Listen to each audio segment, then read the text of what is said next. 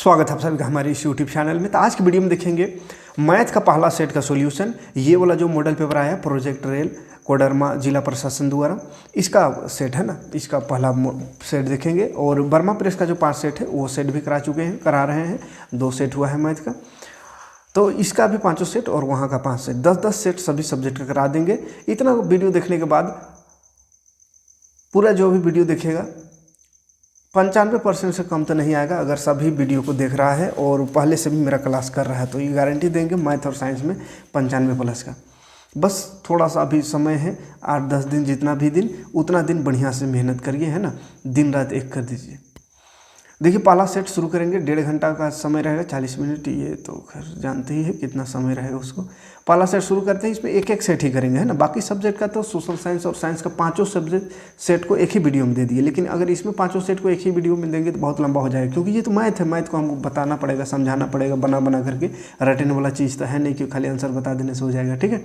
तो चलिए शुरू करते हैं। पहला क्वेश्चन है 156 का अभाज्य गुणनखंड के गुणनफल के रूप में लिखिए। तो इसका क्वेश्चन रहे तो ऐसा कर देना है, अभाज्य गुणनखंड इस तरह से 2 से कटेगा, 2 से 14, 1 गया 2 8 2 9 18 होगा, 2 8 16 होगा, 2 8 16। फिर 2 से होगा 2 3 6, 2 9 18। फिर 3 से होगा 3 1 3, 3 3 9। तो देखो 2 2 3 13 किस में है, 2 2 3 13 ऑप्शन नंबर डी में है, तो ये आंसर सही हो जाएगा। अगला क्वेश्चन है युगलित विभाजन एल्गोरिथम से यदि a = bq + r है तो क्या होगा। तो देखिए a = bq + r हो तो r जो है हमेशा 0 या 0 से छोटा रहेगा, 0 या 0 से बड़ा रहेगा, है ना, उल्टा बोलते हैं। 0 या 0 से क्या होगा, बड़ा होगा। शेषफल जो रहता है, शेषफल देखते होंगे, या तो 0 आता है या 0 से बड़ा आता है, लेकिन कितना बड़ा, तो जिससे भाग दे रहे हैं उससे हमेशा छोटा रहेगा, जिससे भाग दे रहे हैं उससे हमेशा छोटा रहेगा। यानी b भाग जो जिससे देते हैं उसको b से दिखाते हैं, तो b से छोटा रहेगा, तो ये सही हो जाएगा, यानी दूसरा ऑप्शन सही हो जाएगा, ठीक है। तीसरा क्वेश्चन है 7√5 कैसी संख्या है। तो √5, रूट में देखो रूट टूटता तो परिमेय, रूट नहीं टूटेगा, 7 का रूट नहीं टूटेगा, तो ये अपरिमेय संख्या है। प्रत्येक भाज्य संख्याओं का गुणनफल अभाज्य संख्याओं के आने वाले क्रम को छोड़कर क्या होता है, तो अद्वितीय होता है। क्या होता है, अद्वितीय होता है। क्या होता है बाबू, अद्वितीय होता है, ठीक है। अगला क्वेश्चन है y = px का ग्राफ है। इस तरह का वाला क्वेश्चन में तो इसको ग्राफ को गिनते हैं, एक अक्ष में कई बार कटा है, तो 1 2 3 बार कटा है, तो 3 आंसर हो जाएगा, ऑप्शन नंबर डी। अगला क्वेश्चन है बहुपद x² - 15 का शून्य क्या होगा। तो ऐसा वाला क्वेश्चन का शून्य हमेशा बोले हैं, इसका क्या है कि खाली एक बार माइनस में लिख देना है, एक बार प्लस में रूट लगा के, ठीक है। कैसे होता है बहुत बार समझाया, पढ़ाएं, रिवीजन कराएं, चैप्टर पढ़ाएं है ना, तो जो पढ़े होंगे उसके लिए तो खैर ये सब बहुत आसान लगता होगा। x² - 3 अगर रहेगा तो क्या हो जाएगा, तो √3 - √3, मतलब एगो प्लस में एगो माइनस में लिख देना है रूट लगा करके, ऐसा क्वेश्चन जब भी रहे, ठीक है। तो ये हो जाएगा 15 - 15 रूट वाला, सी नंबर। द्विघात बहुपद इसका शून्य क्या होगा। तो ये द्विघात बहुपद x² + 7x + 2, इसका शून्य क्या होगा। तो इसका शून्य निकालने के लिए बोले हैं पहला लास्ट को गुणा करना है। अच्छा, शून्य को का गुणनफल क्या होगा यह पूछा है ना, तो शून्य नहीं निकालना, शून्य को गुणनफल, तो शून्य गुणनफल को अल्फा गुणा बीटा कहते हैं, और अल्फा गुणा बीटा का फॉर्मूला होता है c/a। तो बस इसमें रख देना है c कितना है, तो 2 है, 2, और a कितना है, तो a पहला में कुछ हो नहीं, तो 1 है, तो 1 2/1 मतलब 2 हो गया आंसर, ठीक, ऑप्शन नंबर सी। अगला क्वेश्चन है रैखिक समीकरण युग्म है a1x b1y + c1 इस तरह से रहता है, a2x b2y और c2 इस तरह से 2 रैखिक समीकरण। तीसरा चैप्टर का क्वेश्चन है जिसमें बोला है a1/a2 जो है नॉट इक्वल टू है b1/b2, तो क्या होगा। तो जब भी ऐसा रहे a1/a2 not equal to b1/b2, तो इसका एक हल होता है, एक हल को अद्वितीय हल कहते हैं, तो अद्वितीय हल होगा इसका आंसर। अगला क्वेश्चन है x + y = 14 और x - y = 4, तो इसका हल क्या होगा। तो इसको विलोपन विधि से आसानी से हल कर सकते हैं, जिसमें y कट जाएगा और x और x 2x हो जाएगा, 2x = 14 4 18 हो जाएगा। इसको काटेंगे तो 2 9 18, यानी x का वैल्यू 9 आया। x का वैल्यू 9 आया तो किसी समीकरण में फिर x का वैल्यू को रख दो, जैसे x + y = 14 है, तो x में रख दे 9 + y बराबर हो गया 14, तो y बराबर क्या हो जाएगा, 14 - 9, 14 में -9 करेंगे 5, तो y 5 और x 9, तो ये सी नंबर ऑप्शन में सही है। रैखिक समीकरण युग्म असंगत है, असंगत हो तो क्या होगा, असंगत याद कीजिए, संगत असंगत, संगत किसको बोलते हैं, जिसका हल हो, और असंगत जिसका हल नहीं हो। तो किसका हल नहीं होता है, जिसका ग्राफ समांतर हो, समांतर माने हल नहीं होगा। हल मतलब होता है कि ग्राफ कटे, एक बार कटे तो एक हल, है ना। और अगर एक भी बार ना कटे तो कोई हल नहीं, और अगर एक ही में दोनों लाइन बन जाए मैंने हर जगह कटे तो अनेक हल अनेक हल हो जाएगा, है ना, या अपरिमित रूप से अनेक हल का। तो यहाँ पे बोला असंगत, असंगत माने हल नहीं, तो हल नहीं होगा तो समांतर रेखा उसका होगा, समांतर होगी उसका रेखा। निम्नांकित निम्न में कौन द्विघात समीकरण है, द्विघात समीकरण कौन है, इसको भी जांच करने का शॉर्टकट तरीका बताए हैं।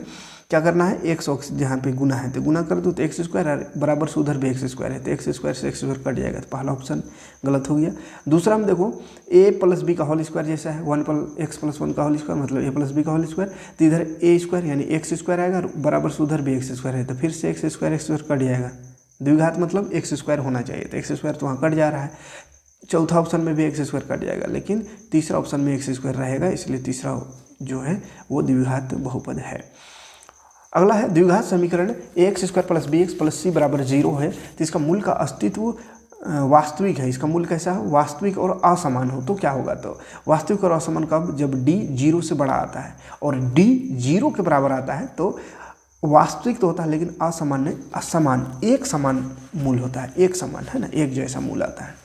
लेकिन असमान बोला है तो कब असमान आएगा, 0 से बड़ा हो, और अगर 0 से छोटा हो, d 0 से छोटा हो तो आपको मालूम होगा इसका कोई हल नहीं होता है, एक भी मूल्य उसका नहीं आएगा।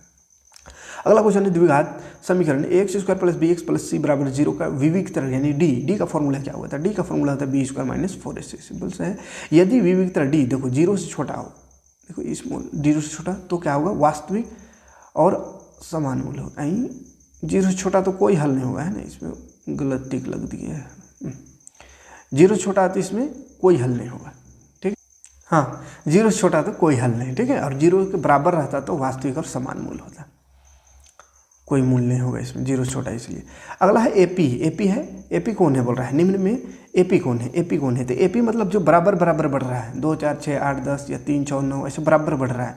तो यहाँ देखो 2 के बाद 4 हो गया तो 2 बढ़ा, फिर 4 के बाद 8 हो गया, 4 बढ़ गया तो नहीं है एपी। देखो यहाँ पे दूसरा में एपी है, क्या कि एक में 2 कम हो रहा है, एक में -2 करेंगे तो -1 बचेगा, फिर -1 में -2 करेंगे तो माइनस प्लस 3 बचेगा, फिर -3 में -2 करेंगे तो 5 होगा। तो इस तरह से -2 माने एक सेम बढ़ रहा है, तो इसलिए दूसरा वाला एपी है। अगला एपी इस तरह से दिया हुआ है, बोला है इसका ए और डी क्या होगा, तो ए माने प्रथम पद तो 3/2 है, और डी क्या है तो डी में a2 - a1 करेंगे तो a2 है 1/2 और a1 है 3/2, तो माइनस करके देखते हैं तो 1 - 3/2 होगा, तो कितना हो गया -2/2, तो कट जाएगा 2 से 2 तो -1 बचेगा, तो d -1 और a 3/2, तो बी नंबर ऑप्शन सही हो जाएगा, ठीक है। चलिए आगे बढ़ते हैं। अगला क्वेश्चन है 10 से 250 के बीच 4 के कितने गुणज है, 4 के कितने गुणज यानी 4 का पहाड़ा में कई गो आता है 10 से 250 के बीच, तो 10 से 250 के बीच ध्यान से समझिए, 4 का पहाड़ा में 12 आएगा, फिर 4 को 16 आएगा, फिर ऐसा डॉट डॉट करते करते जाएंगे और 250 तो नहीं आएगा 4 का पहाड़ा में, 248 आएगा, 248 4 से कटेगा, तो ये लास्ट हो गया 248। बोला काट है ये बोला, मतलब एन निकालना है, और एन पता है, एन लास्ट वाला को कहते हैं, तो एन 204 है, 248 है, एक सेकेंड 12 से शुरू होगा, 12 14 डॉट डॉट करते 248। हमको एन निकालना है, कैठ है ये मतलब एन नंबर निकालना है, कैठ नंबर है इसमें, तो उसके लिए एन का फॉर्मूला लगा देना, एन बराबर a + n - 1 × d, और एन दिया हुआ 248, तो लिख देंगे 248 बराबर a है 12 प्लस n पता नहीं है, निकालना है, छोड़ दो n - 1 और d कितना बढ़ रहा है, तो 4 4 बढ़ रहा है, तो 4 हो गया, 12 प्लस में है 248 तरफ आएगा, 248 तरफ तो माइनस हो जाएगा, बराबर बन जाएगा n - 1 × 4, तो ये जो है 248 में 12 घटाएंगे तो 6 2 8 यहाँ 3 और 1 4, 236 बचेगा, और 4 गुणा में तो भाग में हो जाएगा, तो n - 1 उधर बच गया, तो 4 से कटेगा, 4 × 5 = 20 और 3 गया 36, 4 9 36, 59 हुआ, और एक माइनस में है इधर 59 तरफ आएगा तो प्लस हो जाएगा, तो 59 और 1 60 हो गया आंसर, ठीक है, तो ऐसा बनाना है। अगला आकृति 1 दिया हुआ है, देखो इसमें AD 3 है तो AD लगा देते हैं, ये 3 है, उसके बाद BD 1.5 है, ये नीचे वाला 1.5 है, और EC 1 है, EC 1 ये वाला 1 है, और AE निकालना है, ये ऊपर वाला निकालना है, तो इसमें एक फार्मूला होता है, क्या फार्मूला होता है, AD/DB या BD बराबर हो जाएगा AE/EC, ये नहीं होता है, अब वैल्यू रख दो, AD दिया हुआ है 3 और BD है 1.5 1.5 बराबर AE पता नहीं है तो इसको कुछ x मान लेते हैं चलो, और EC है 1।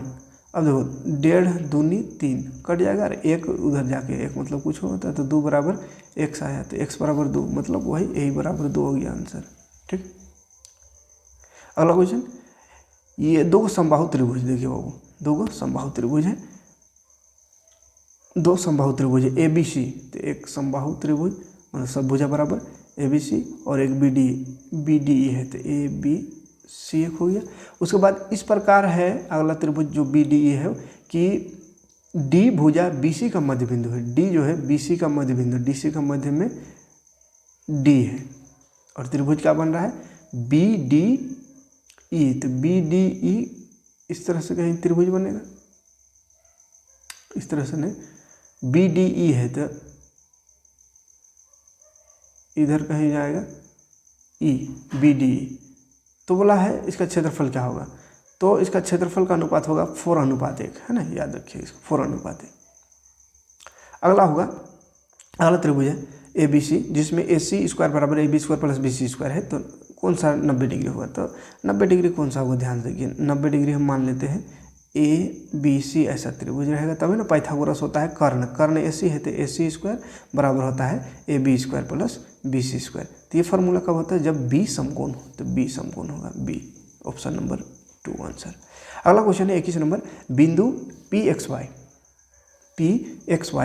मूल बिंदु से कितना दूर है, मूल बिंदु से, तो मूल बिंदु 0 0 होता है, तो दूरी सूत्र क्या होता है, दूरी सूत्र x2 - x1 का होल स्क्वायर, x2 - x1 का whole square plus y2 - y1 का होल स्क्वायर, ये दूरी सूत्र है और रूट अंडर रहता है इसमें।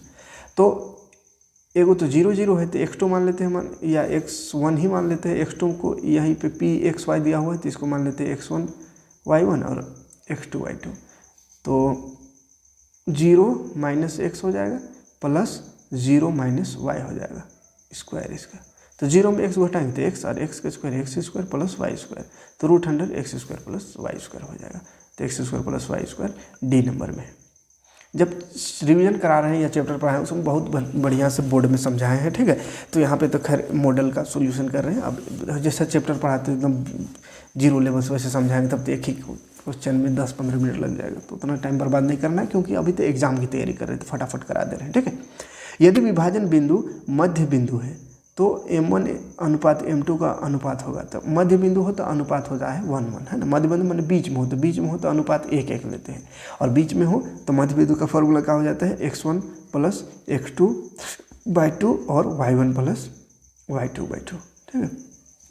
अगला क्वेश्चन है 1 - 10 स्क्वायर 45 और 1 + 10 स्क्वायर 45 में नीचे है, तो 1 - 10 45 का वैल्यू होता है 1, तो 1 का स्क्वायर कर देंगे, फिर नीचे 1 + 10 45 का स्क्वायर, तो 10 45 को 1 तो 1 का स्क्वायर, तो 1 में 1 0 हो जाएगा ऊपर, नीचे 2, तो 0 में 2 भागेंगे तो 0 आंसर, ठीक है।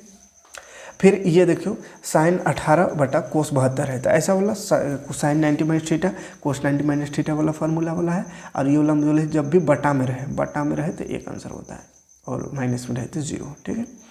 कैसे करते हैं, तो साइन 90 - थीटा वाला एक फार्मूला में बदल देते हैं, एक ठो को, जैसे ऊपर वाला को बदलेंगे तो साइन थीटा है तो साइन थीटा बराबर cos 90 - थीटा हो जाएगा, और नीचे एक ठो को रहने देना है cos 72, तो cos 90 - 18 हो जाएगा cos 72, और नीचे भी cos 72, तो cos 72 से cos 72 कट के 1 हो गया, ठीक है। अगला क्वेश्चन है यदि 10a बराबर 4/3 है तो साइन a का होगा, तो 10 त्रिभुज वाला फार्मूला हो गया 9 चैप्टर वाला, तो मान के चलते हैं इसको a, ये b और ये c, तो 10 का फार्मूला था परपेंडिकुलर बटा बेस, तो परपेंडिकुलर ये BC है तो 4 होगा वो, और बटा बेस है 3 दिया हुआ तो 3। अब यहाँ से पाइथागोरस लगा के AC निकाल लेते हैं, तो AC निकालेंगे तो क्या हो जाएगा, रूट अंडर 4 का स्क्वायर 16 प्लस 3 का स्क्वायर 9, 16 9 हो गया 25, तो 25 का रूट तोड़ेंगे 5, तो ये आ गया 5। अब साइन निकालना है, तो साइन का फॉर्मूला आता है परपेंडिकुलर और बटा हाइपोटेनियस P/H, तो परपेंडिकुलर है 4 बटा हाइपोटेनियस 5, तो 4/5 हो गया आंसर। अगला क्वेश्चन है ये 9 चैप्टर का ही ये भी क्वेश्चन, एक भूमि के बिंदु से जो मीनार के पाद बिंदु से 30 मीटर की दूरी पर है, तो 30 मीटर की दूरी पर है इस तरह से, तो दूरी हो जाएगी ये 30 मीटर, एक ये मीनार है तो इस तरह से त्रिभुज बन जाएगा। तो शिखर का उन्नयन कोण ये 60 डिग्री है, 60 डिग्री है कोण, तो बोला है ऊंचाई क्या है, ये मीनार की ऊंचाई निकालना है। ठीक है, तो ABC कुछ मान लो इसको, और BC ऊंचाई है उसको निकालना है।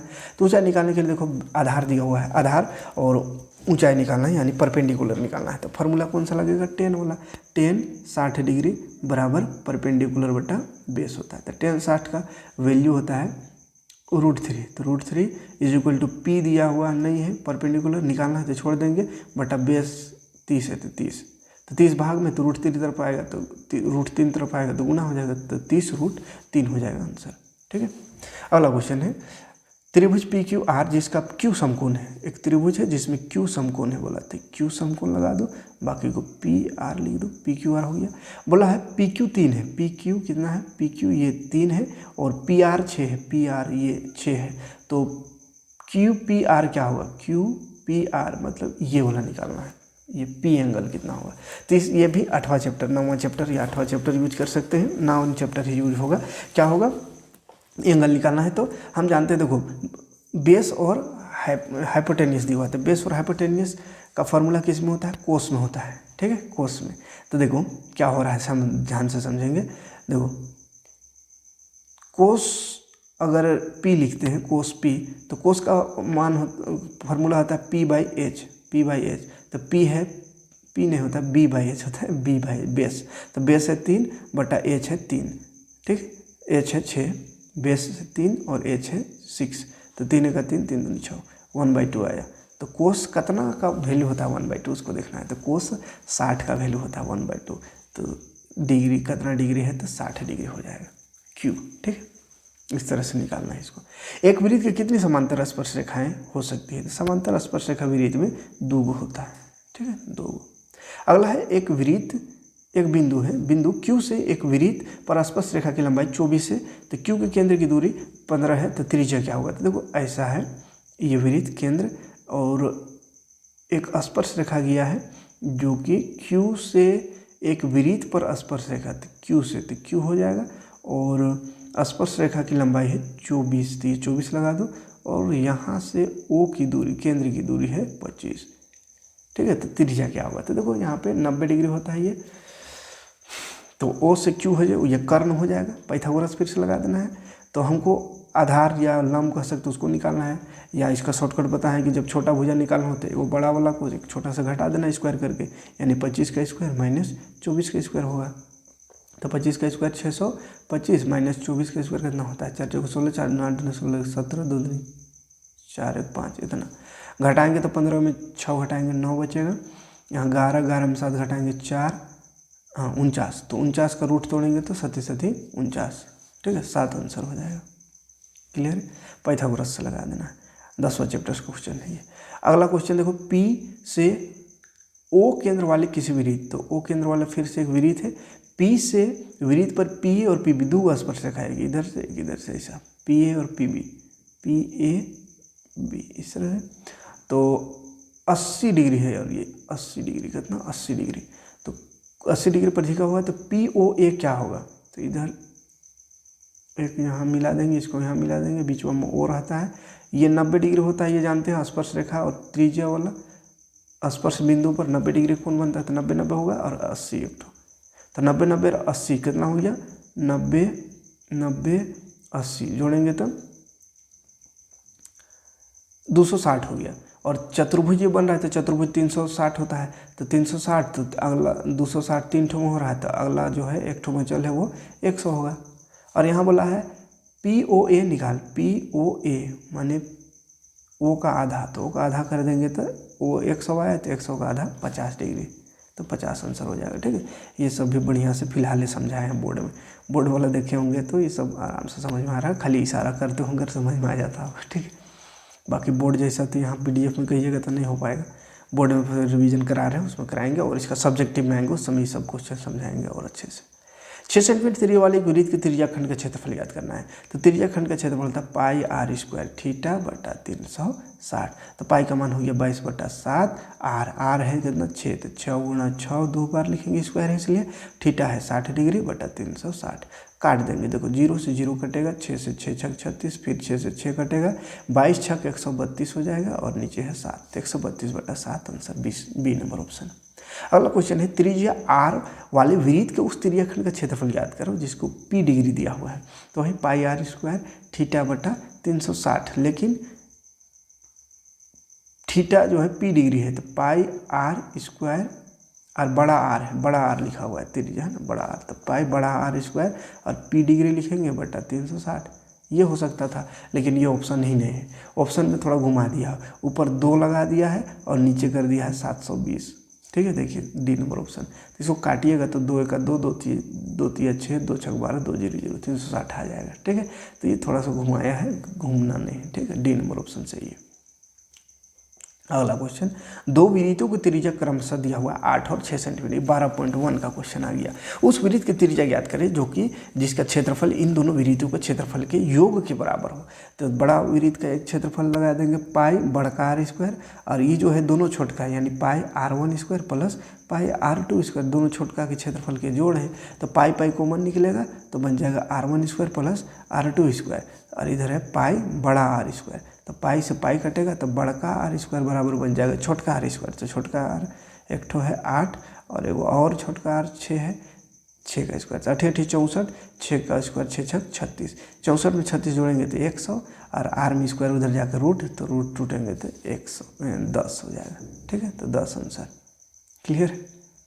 अगला, सबसे बड़ी बांस की लंबाई बताइए जो 12 मीटर 9 मीटर और 8 मीटर ऊंचे कमरे की में रखा जा सकता है। तो ये कमरा है, लंबाई चौड़ा ऊंचाई दिया हुआ कमरा का।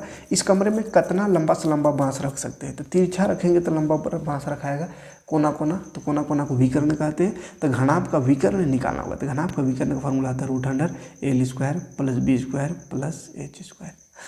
तो लगा दो, L है 12 तो 12 स्क्वायर प्लस बी है 9 तो 9 स्क्वायर प्लस 8 स्क्वायर।